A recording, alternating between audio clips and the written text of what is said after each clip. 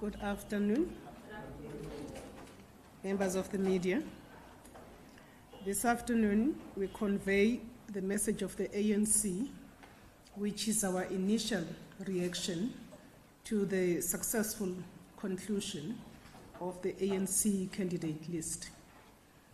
As leader of society, at the heart of our 30-year democracy, the ANC has ushered an irrefutable transformation towards a democratic society. The ANC is fully committed to meeting the demands of the society it leads. At the 55th National Conference held in December 2022, the ANC made it clear that our priority is to defend and advance the gains of freedom and promote unity through renewal. Organizational renewal is a crucial process in the realization of a national democratic society. The ANC launched its manifesto to the people of South Africa, outlining the 6 priorities that have come to be known with the Maihlome phase and the Maihlome rally that we held some 2 weeks ago.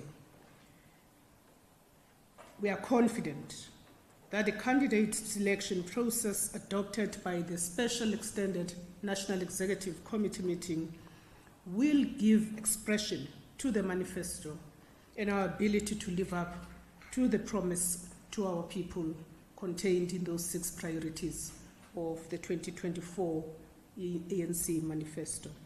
On the 2nd of August 2023, informed by the adopted candidate selection guidelines, the ANC announced the commencement of the candidate selection process, which entailed the nomination and selection of candidates who would serve as public representatives at national and provincial levels under the ANC's banner. This process has been managed by the Electoral Committee, led by our stalwart, Comrade Kgalema Motlanthe, and his other esteemed comrades who have steered the process with absolute integrity and independence. The electoral process was designed to be open, transparent, inclusive, and participatory, reflecting not only the views of the branches of the African National Congress, but also of the alliance partners and the broader democratic movement and progressive sectors in our country. The NEC painstakingly sought to create a harmonious balance between democratic branch nominations with strategic political interventions, crafted to ensure the selection of dedicated cadres possessing the utmost capacity, qualifications, and experience. Guided by the ANC's policies, our commitment to unity and renewal, and other considerations, the ANC's members of parliament and provincial legislators should and will shoulder the vital responsibility of giving substance to our policy positions, as well as their roles defined in the Constitution. We expect that our candidates will be aligned to the ANC's manifesto, in line with the national developmental objectives, while also championing effective public involvement and oversight in the roles that they will be playing. After an elaborate process that combined selection and election, the ANC list for Parliament and the 9 provincial legislatures can be characterized as a mosaic of culture, gender, geography, and skill. The list is representative of the non-racial, non-sexist promise of the South African Constitution. The list also signals a significant intergenerational mix, with young leaders stepping into the national body politic. And of course, this is something that we're feeling very confident and excited about. It is our conviction that this process demonstrates the ANC's position as the only political party capable and intentional about both descriptive and substantive representation of young people, of women, and other groups. intentional about inclusion, about diversity in our outlook on governance and matters of leadership. The ANC's election committee has followed a thorough interview and vetting process for all candidates involved to ensure that the list reflects the deployment of individuals characterized by the right skill set, integrity, experience, and capabilities to serve the demands at provincial and national government. Our integrity safeguards are intended and premised on paying due deference to our nation's constitution and its legal framework. The ANC's constitution and guidelines are taken into account and other public interest considerations. The work of the Integrity Committee is not novel, nor is it a function of electioneering or this list process. It has become a permanent feature in the work of the ANC and its commitment to purge itself from ill discipline, from corruption, and from disunity. It is our expectation that the work of the Integrity Commission will be continuous and inform and strengthen the NEC's outlook even post the formulation of the 7th administration. We are fully committed to electing leaders within the framework provided by Through the Eye of the Needle. This framework helps us strengthen ethics of our members, particularly those deployed in the public service. Our core values of courage, service, self-sacrifice, human solidarity, integrity, temperance, humility, honesty, hard work, self-discipline, and mutual respect remain at the forefront of everything we must do in order to restore hope and in order to continue to end the mental leader of society. Let me turn to the criteria. The criteria for candidates to qualify for nominations comprised of a comprehensive set of requirements, ensuring that suitability and commitment to the ANC's values and goals is safeguarded. To qualify, candidates preferably possessed post-matric qualifications or demonstrated capacity, experience, education, or expertise conducive to making constructive contributions within the relevant legislature or executive.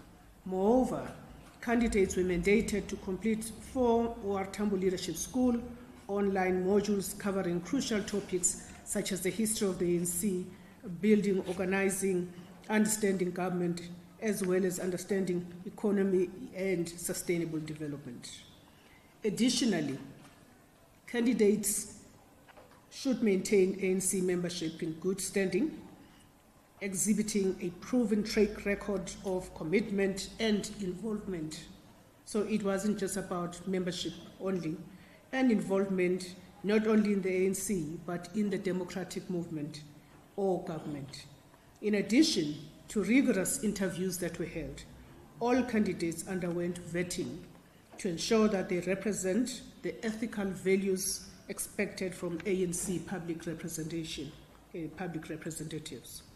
All candidates agreed to subject themselves to lifestyle audits, and all candidates should not have been charged in a court of law, have no adverse findings against them from the ANC disciplinary process, nor by the ANC Integrity Commission. The representation of women, youth, living with disabilities, members of the LGBTQIA+ community, individuals, these have been paramount in the process of candidate selection, is also an indicative of the ANC's commitment to a list that reflects what South Africa truly is. The Electoral Committee received 2,457 candidates nominated for National Parliament. 31 comrades declined nomination. Amongst those are comrades who have served the movement admirably for decades and to whom we owe a sincere debt of gratitude for their contribution to shaping the first 30 years of South African democracy. 284 candidates were interviewed by the Electoral Committee. On the final list submitted, 52.5% are women. We have increased youth representation and inclusion to 17%. The list has ensured the deliberate inclusion of a diversity of sectors, including persons with disability, traditional leaders, alliance partners, and, as I indicated earlier, other groups that address the challenge of intersectionality in our society. The ANC is pleased to announce a successful conclusion of its public representative candidate selection process, which enables us to make a timely and compliant submission as required by the IEC. The ANC's list will be released to the public in due course. We echo the words of President Ramaphosa when he launched our 2024 elections manifesto at Moses Mabhida Stadium in eThekwini 2 weeks ago. I quote, "The challenges of our struggle for a better life for all are difficult and diverse. Transformation requires honest and dedicated leaders. We are working hard to restore trust and confidence in us as the leader of fundamental socio-economic transformation in our society." At our last two national conferences, the ANC vowed to address society's challenges and to serve the people with discipline and integrity. The ANC is committed to developing and, where necessary, correcting its members and leaders. That is part of renewal. Close quote. Our candidates for public representatives, led by the face of the elections campaign of the ANC, President Ramaphosa, have a huge responsibility to ensure that as we celebrate 30 years of freedom and move towards the next phase of our journey to build a better life for all, we do so together with the people, and that we act decisively. And therefore we call on all South Africans to join us when we say, let us do more together with more determination than ever before. Thank you very much. At this point, I'm going to take it to you, members of the media, and see if there are any comments to be made. I do also want to say up front that a much more detailed analysis of our list, blow by blow, is going to be given on Monday when the chair of the Electoral Committee, President Kgalema Motlanthe, comes through together with the Secretary General. Once the list is submitted to the IEC and has been published by the IEC, we will then bring these leaders to come and give you a much more detailed analysis of what is contained in the list and give you a sense of how we are aiming basically to strengthen the public service by strengthening institutions of parliament. But at this stage, I am looking for any hands. Ms. 24.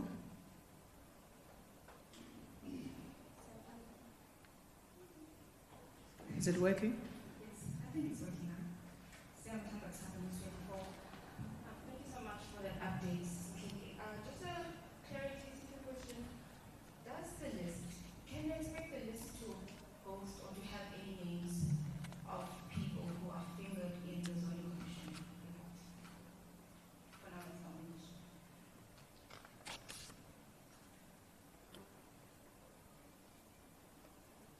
Okay, please go ahead, Mr. Newsroom. Junior Commander with Newsroom Africa. Firstly, Masheni, has the ANC submitted the list?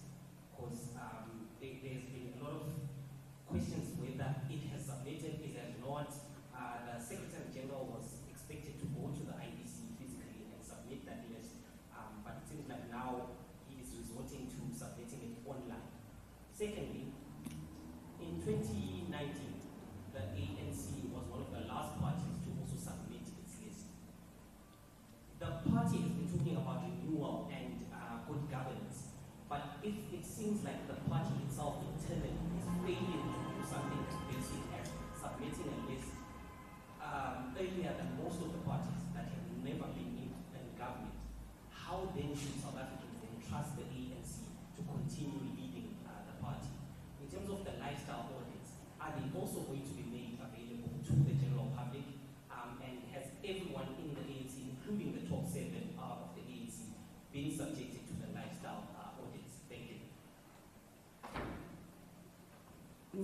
tackle those two questions, starting with yours, the last question, Junior.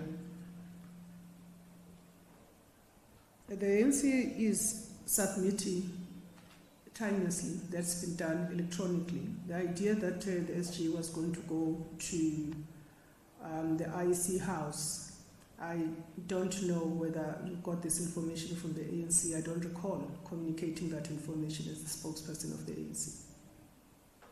The IEC now has a digitized environment, so you have two options. You either go physically or you go digitally. We've elected to go digitally. So that's the first, to your question. Whether we submit on Monday, this past Monday, or whether we submit today, this is not a marathon. In fact, you can praise the ANC for having rigorous and consultative processes, other than lists that are drawn up in a boardroom elsewhere. Our processes are rigorous, and our processes equally comply with the IEC. But I don't think that there's a marathon between us and other parties where we follow our process to the T. We have a massive army of structures in the democratic movement that have got to be consulted with. We have to speak to Amakosi. We have to speak to Abahlali in the form of the civic movement. We have to speak to workers. We have to speak to communists. We have to speak to students and the youth and solicit their views. More importantly, we have to take into account the work that is done by our branches. So we cannot be compared with any party in terms of how highly consultative and very engaged our processes are. But we still, emerge and produce a list that we've just spoken to you about. So I suppose that really covers it then. Turning to News 24, Siamtanda, names of those fingered in the Zondo Commission. So there's the State Capture Commission that fingers people. Then the processes of the ANC kick in. And what are those processes? Processes of the ANC in the form of the Integrity Commission. So anyone that was fingered was subjected to those processes, the Integrity Commission. There are cases where some of those that were found by the Integrity Commission to have a case to answer doesn't mean that just because you were fingered in the Zondo Commission, you automatically didn't need to pass the muster in terms of the internal processes of the ANC. But where the Integrity Commission comes to a conclusion, they say you have a case to answer, then you get called into the Integrity Commission. In fact, comrades were asked to voluntarily do so. Where the Integrity Commission finds that there's something untoward about your conduct, they will then make representations. The NEC took a decision that anyone that was implicated in the Zondo Commission must subject themselves to the Integrity Commission. Those that did not do so, the NEC took a decision that they must be taken to a disciplinary process. So those are the processes of the ANC that will give you a sense of how the state capture report was given the necessary significance and was prioritized.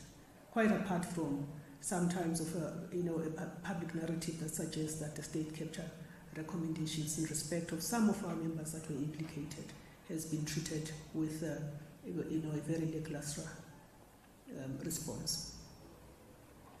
So in terms of names of those fingered, if the Integrity Commission and the NDC cleared those comrades, you will find them in our list. They would have gone through a vetting process which is run by a hugely independent electoral committee. They would have been vetted in terms of a number of elements in terms of the vetting. But a whole of that detail, you will be having the list by then, by Monday. You probably would be able to ventilate specific individuals when the SG and President Kutlante appears here. I'm just giving you really a sneak peek into what we're focusing on. I want to turn to the right. I'll start there. Thank you very much. My name is Mawande. I'm from the Sunday World. Especially maybe just to pick up on a few issues that you mentioned first, the issue of vetting. How far does it go with this vetting? To vet for criminal purposes or even other socially wrong behavior that is not necessarily with law enforcement? That's the question. Okay. And then number two, the issue of lifestyle audits. Do you do them to the extent that you can stand here and confidently say that all those that have made it to the final list are living within their means according to their known sources of income, and that there will be anything also that can blow up about people living beyond their means having been audited in terms of their lifestyle? And then thirdly, well, maybe around the issue of the people who are implicated in the Integrity Commission, how does the ANC stay in its views in that we find only these people, such as those that are accused of having stolen qualifications, and then maybe finally, as a writer to that, the issue of renewal, is it in its content and form, what is renewal? Because it does appear confusing, especially during processes like this, where things that were said to be done in advancement of the renewal process seem to be taking the backseat. Is it just a slogan or is it clear? Thank you very much.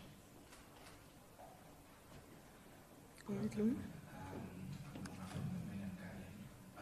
Mrs. Mahleke, for me, I think somewhere in December, when from Simon resigned, the ANC released a statement basically saying those who were implicated in the state capture will not feature on those lists. From those sentiments from the SG, what has changed if indeed those who were implicated in the state capture are in those lists? And maybe this might be something that you can confirm or not confirm, but are people like Mansangile Kumende on the list, Ms. Batumile Dlamini, Dr. Zwelin Keys, are they part of those lists? And if indeed maybe Ms. Sangile Kumende is there in the list, doesn't it then undermine the issue of step aside and all those, and how do you plan to deal with that, or the issue of the step aside is just something that is gone now? Thank you so much. Thank you very much. I think on that particular matter, we had about 4 comrades that were flagged by the Special National Executive Committee. These will be spoken about in detail when the list has been published. So I won't go into speaking about names of people here. I came to outline the process that we have followed. There are of those that have been flagged by virtue of having been fingered in the State Capture Commission report and then subjected to the internal process of the ANC, going through that process up until a stage where there was an agreement that they are not eligible to stand as public representatives, and certainly for provincial legislatures and parliament. So I just wanted to give you a sense of that there is no such a thing as a blanket approach to the state capture report, because you've got to test each case on its merit. And the state capture report must actually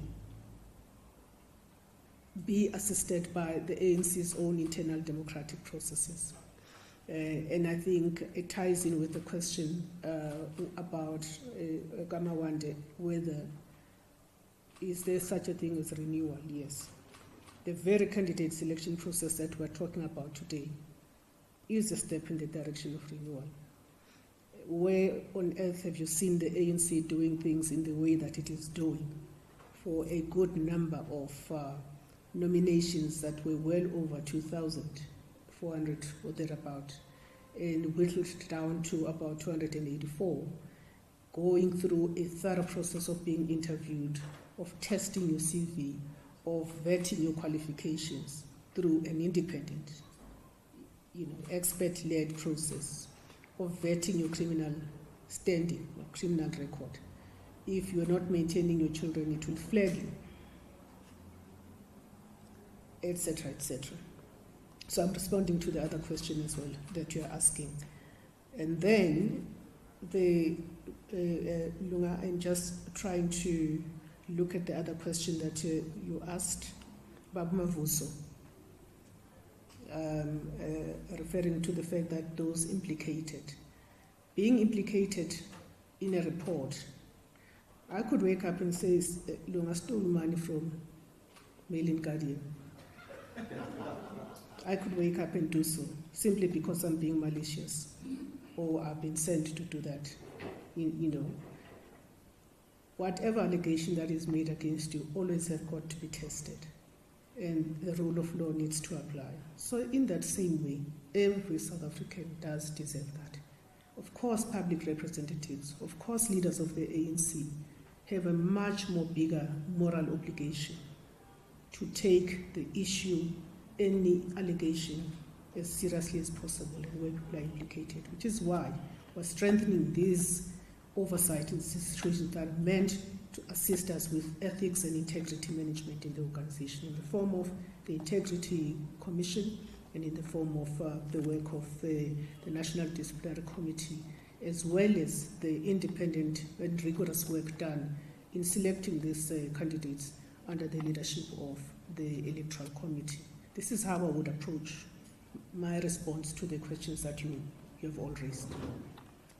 I want to have a look at whether we have another hand. I don't see any.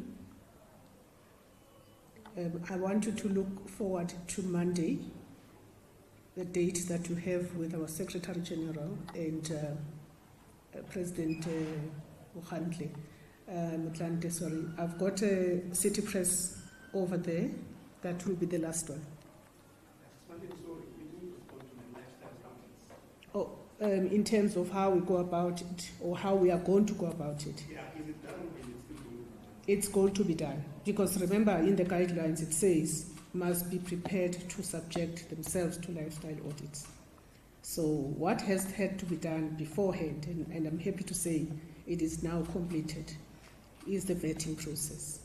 It's been completed for all the candidates. Nomen? My name is Nomen Masumi from City Press. My question is regarding the consultative processes. How much, in terms of percentage, how much does your alliance partners,